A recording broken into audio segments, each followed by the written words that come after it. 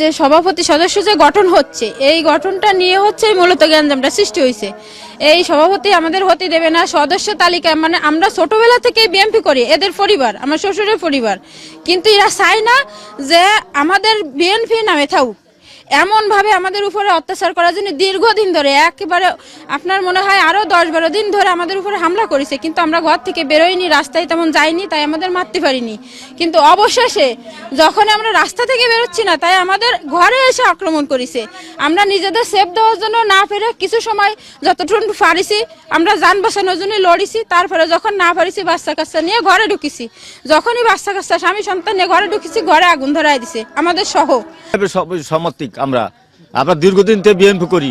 আমরা তার ইসে থেকে বিএনপি করা থেকে তার দলের যার কারণে এই জের নিয়ে আমাদেরকে এই 500-700 লোক আমাদেরকে আহত করার জন্য, মারধর করার জন্য, ইট পাইকারে আগুন দিয়ে আমাদের খুব অত্যাচার করে। আমাদের আপনার দেশের জনগণ আমাদের বাঁচতে দেওয়া উচিত, আমাদের নিজেদের অধিকার পালন করা উচিত। আমরা নিজের বিচার চাই, সুষ্ঠু বিচার চাই।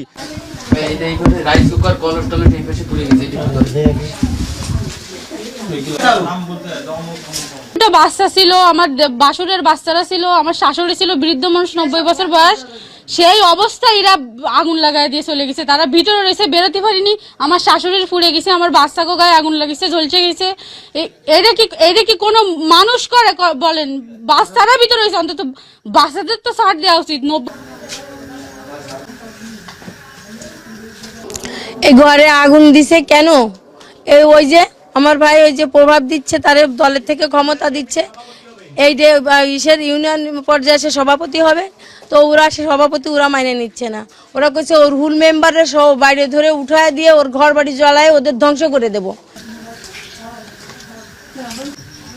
কি করি এগুলো? ডিসকভার, এটা ডিসকভার, ওটা ফেজ